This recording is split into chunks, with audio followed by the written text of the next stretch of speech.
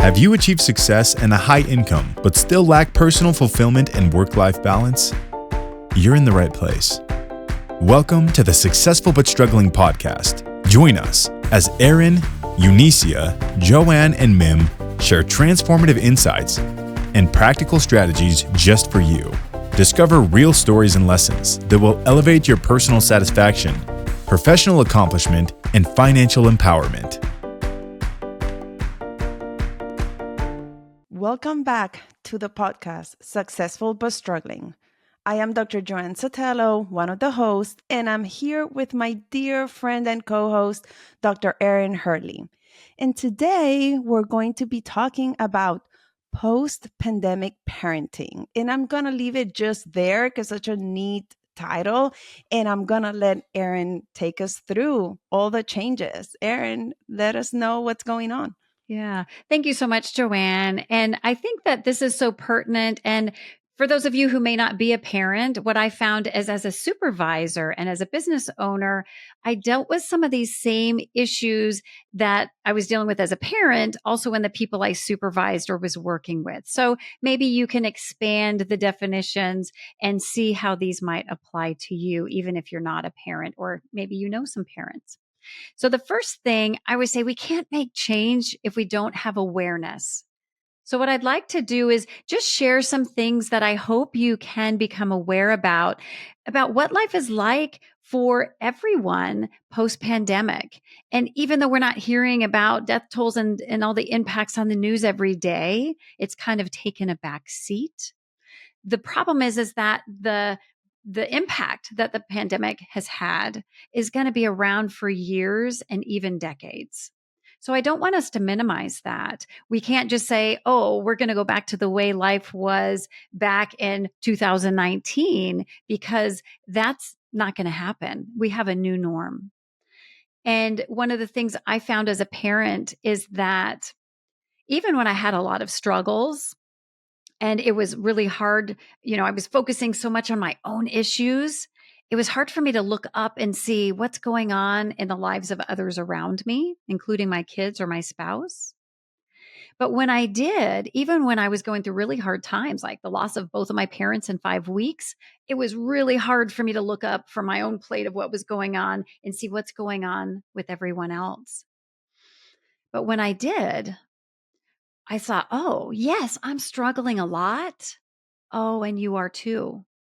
Just because I struggled didn't negate anybody else's ability to struggle or difficulties that was going on in their lives. And so I think what I learned to do as a parent, especially, was asking myself, I wonder, what's going on with you? Is there something under the surface that we might not be talking about? And maybe, Joanne, you've got some suggestions on how can we open those lines of communication so that we can come across curious and dig a little deeper. Any suggestions you have as both a parent and a psychiatrist on how to open those doors of communication? Yes, and my brain is going with ideas just hearing you. So I'll bring back a few of the things that you said, because you mentioned one of my favorite words, awareness, right? Because without awareness, there's just so much we just kind of go in reaction mode, and we know where that takes us.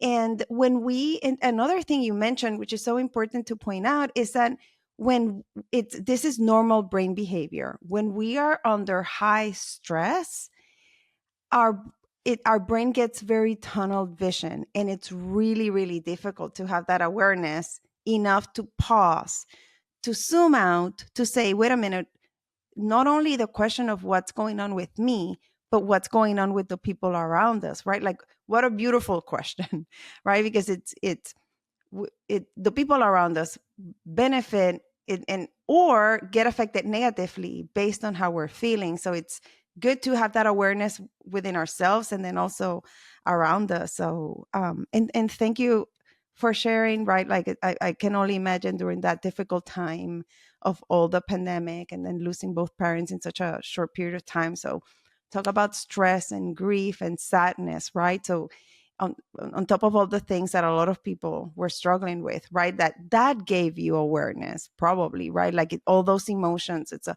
forced pause, right? To check in with yourself and those around us. So thank you for sharing that. And I think that also reminds me some of our prior conversations about asking for help and getting help when you need it in order to be the person that you want to be or continue to be the person you want to be.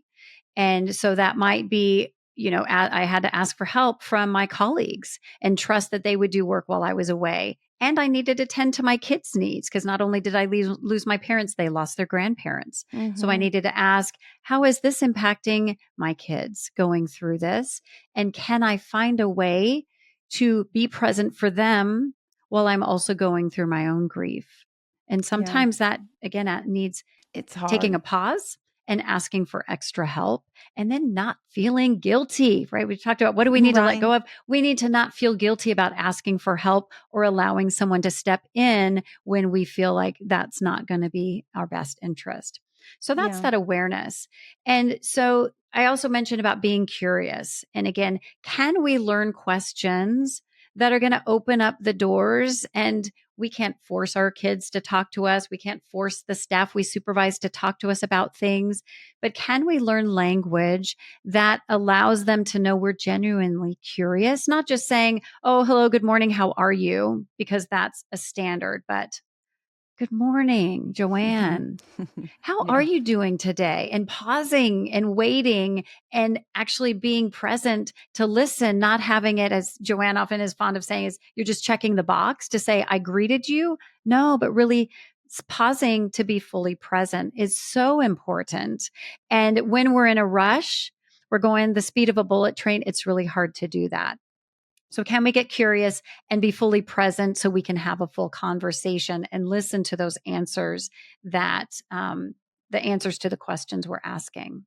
And you asked the question I didn't answer of how do we ask those questions, and you gave beautiful examples, and I love those, right? Like the presence, it's one of my favorite words.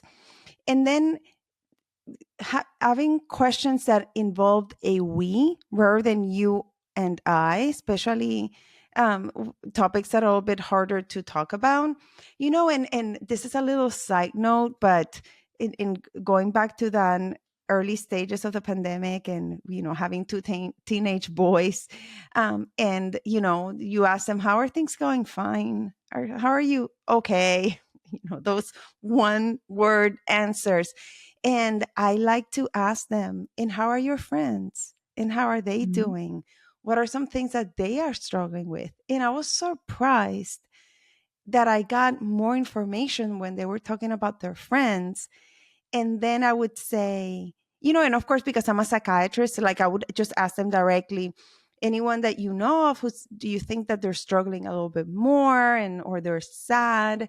And they're used to the conversations. And then I would say, have you struggled with anything like that? Right. So it's kind of sometimes finding a backdoor way to get the information, especially with kids. And of course, depends on, as you very well know, as a pediatrician, that it's you ask based on the development, right? Like my kids were older teenagers, so I could have, pretty kind of almost adult conversations with them.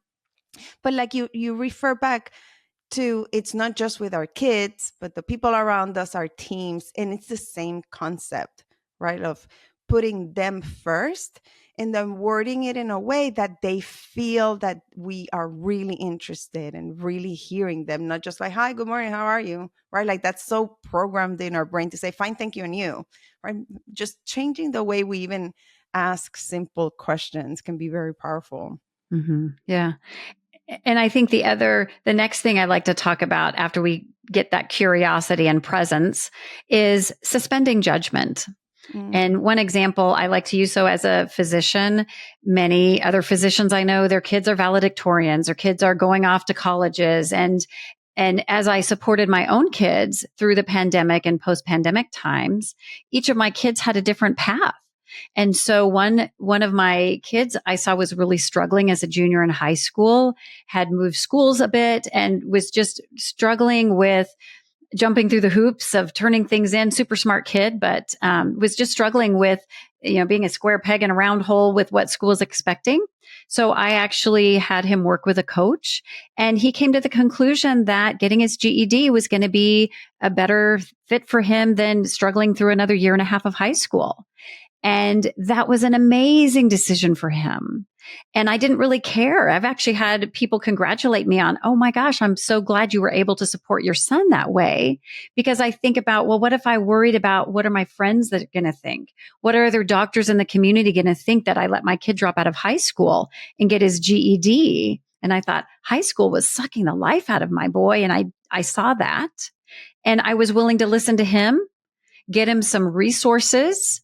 And then I was open to what the communication was. And so when he came up with some clarity on where he wanted to go, he sat me and my husband down and said, this is what I want to do. And we were able to get behind him 110%.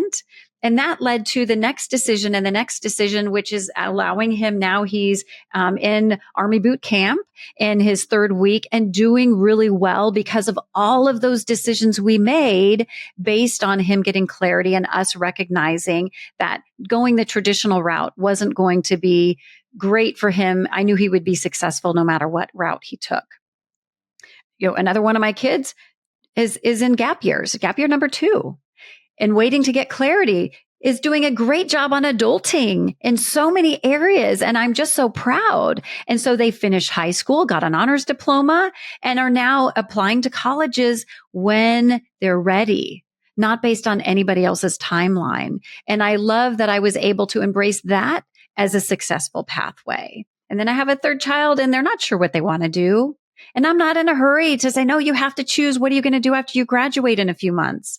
We'll figure it out. You can get a job. You can learn adulting school tools. I'm talking to them about becoming an entrepreneur and thinking about different ways that they can earn money in on their own terms. And so just recognizing I'm not being judgmental. One path is better than another, but can I say, oh, that sounds really interesting. How can we support you in that?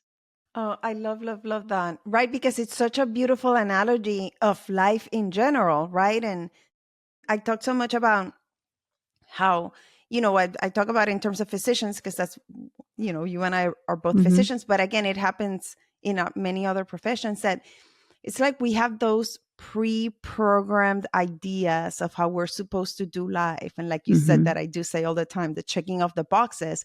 And we transfer that to our kids, not in a negative way. It's just because that's what we know. That's what's programmed in our brain. And what a beautiful reframing of, yes, and how can we make it better, right? And that you had the ability to, like you're saying, to have the awareness, okay, these are my frames. This is how my brain is programmed.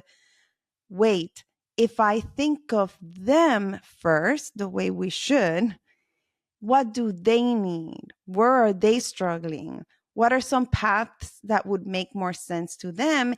And then when we see it, we cannot unsee it. Then we're like, oh, wow, this makes so much more sense. Right? Like, why do we sometimes insist on things just being traditional, right? And there's so many more options that we have now that we didn't have when you and I were growing up, right? Or at least we didn't hear about them. Maybe they were there and our parents did not know enough to, share them to let us know that there are other paths, right? So I just love that because, again, it translates into so many other areas of our lives, right? Where we have our ideas of what we're supposed to do or what the people around us are supposed to do. And having the vulnerability and the honesty to say, wait a minute, this really makes sense. And it takes maturity and the pause and the awareness, right? So that's so neat. I'm good to hear your kids are doing well with their paths. Well, and was it, for in my family, we graduated high school, we went to college. One sibling finished college in 3 years, another took 7 years. And I'm like, college is really expensive now. And if I could afford you to go to college for 7 years while you found your path, that's fine. But we're in a different time now. And I don't want you saddled with debt and all the stress if that doesn't fit. And I think that then also, did it take more work to figure out what each of my 3 children needed? Absolutely. But then I had to ask myself, what do I need as their parent? What does my husband need as a parent? So that we can pour into ourselves so we have enough left over to then address what each of our unique 3 children are going through. And that meant, learning about what are their love languages? What are their personality types? What are their strengths? Where do they need support? And then asking ourselves, how can we provide them the unique support without judging and saying, well, why don't you do it the way they did? Why can't you just? It's like, no, what do you need? How can I help you succeed in a manner that works and that I can get behind it, even if it's not the normal path? So that's the second is, can we do this and suspend judgment and not worry about judgment from other people? Yes. And then the last one is being okay with non-traditional choices, right? The person who took my job, I got a traditional high school diploma, 4-year education, went into medical school. And this person got a GED, went through the military. And in the end, guess what? We still held the same position as a physician and a medical director. And there wasn't a difference in my ability or their ability to do it. And so that's where we can sometimes end up at the same end result with completely different paths. And who's to say one's right and one's wrong? Or can we get curious again and say, oh, I wonder how many different ways there are to get to this thing you want to do? And right now there's so much online learning and so many in-person ways to learn, not just traditional education. And sometimes those experiences are even more powerful. For me, I got to travel a lot because my stepdad was an airline pilot. I traveled the world on standby passes. I had to learn what to do when you don't get on a flight, what to do when you can't get out of a certain city and you got to problem solve. I think it helped me get through medical school. And that was about travel. And what did that teach me on getting through medical school and becoming a successful physician? So that was a non-traditional way of learning that in hindsight, I can see. And so are there other ways that you can get experiences that are going to help you maybe while you're waiting to figure out, or your kids are waiting to figure out what they want to do, or if traditional learning patterns aren't serving them? Yes, that's so cool. And I'm thinking also what comes to mind is also kind of the journey you and I are in of, right? Like talk about following a path. Like being a doctor is a very straightforward path. Not that it's easy, but it's very straightforward. And both of us now having this mission of wanting to coach and wanting to do other things using our medical knowledge, but then just trying to help from a different platform, and then having to adopt that beginner's mindset. But then also having the courage and then using all that we've learned, because those are still tools that we can apply, right? Like we're not really starting from scratch, but some things do feel like that. But not following the path, right? Like I'm sure that I've heard it several times of, you're already a doctor. Why do you want to be a coach? Why are you spending all this time and money and effort? I'm like, because there's so much that we can do, right? Like that's my usual answer with a lot of passion. Yeah, we're learning from experts. And I look at that as, yes, I went through traditional education through high school and college and medical school and then residency training. And now as I'm growing as a coach, then what I've done is I've invested in alternative trainings, in masterminds, working with, Brendan Burchard, who's been a coach to Oprah Winfrey's team and presidents and, Olympic athletes. We're learning from some of the top coaches in the world by participating. Is that a college education degree? Absolutely not. But learning from some of the best in the world, what an eye-opening experience and learning so much. And so to me, I look at it as I've curated another round of education that I've spent at least as much as my college and medical school education.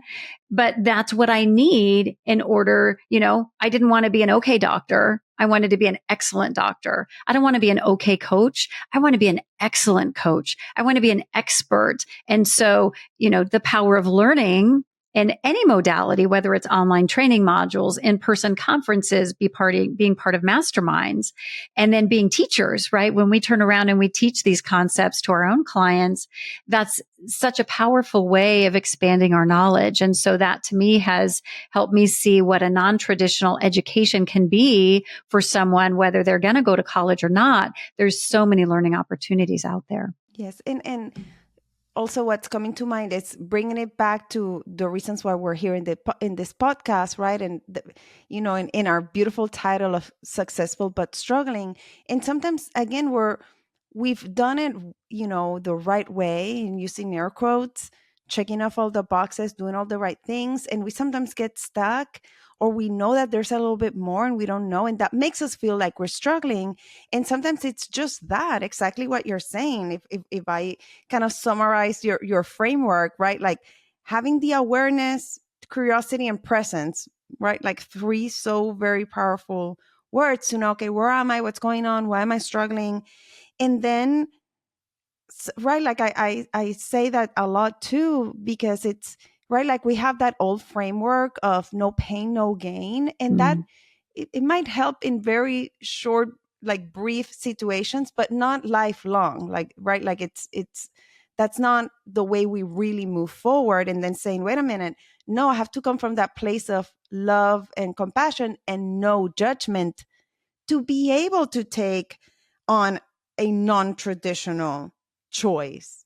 Right? Like bringing it all back in summarizing what you just said, because it's a framework that we started talking about, right? Like parenting post-pandemic, and how we just have to be aware that things are different, and we have to reframe. We have to shift a little bit. And using this framework, it's such a neat thing to do in so many areas of our lives. So thank you for such valuable information. So Erin, I know we talked a lot already, but what are some parting words that you would want to leave us with before we end this episode? Yeah, I think one of the ways that I've found that's helped me be more successful with less struggle in post-pandemic parenting is pouring into myself. So I can pour from a full cup, an overflowing cup, instead of an empty cup.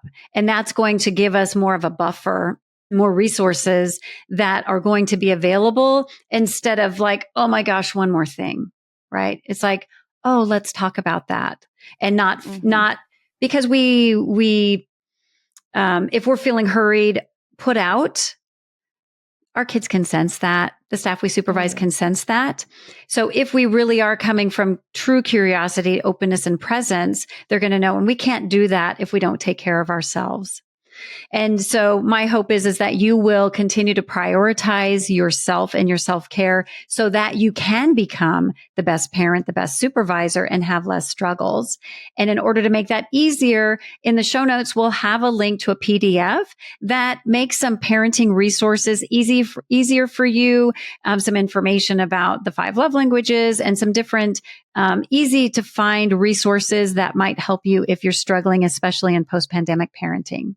And with that, we'll sign off. It's been great to be here with you. It's Dr. Erin and Joanne with another episode of Successful But Struggling. See you next time. Stay tuned. Don't miss out on more strategies that will elevate you to new heights. Visit successfulbutstruggling.com now, where you'll discover exclusive resources and the opportunity to connect with each of us individually. There you can dive deeper into how you, too, can take your personal and professional game to the next level. And if you're serious about optimizing your results, take 2 quick steps now. Number 1, connect with us on the website. And number 2, tune in to the next episode.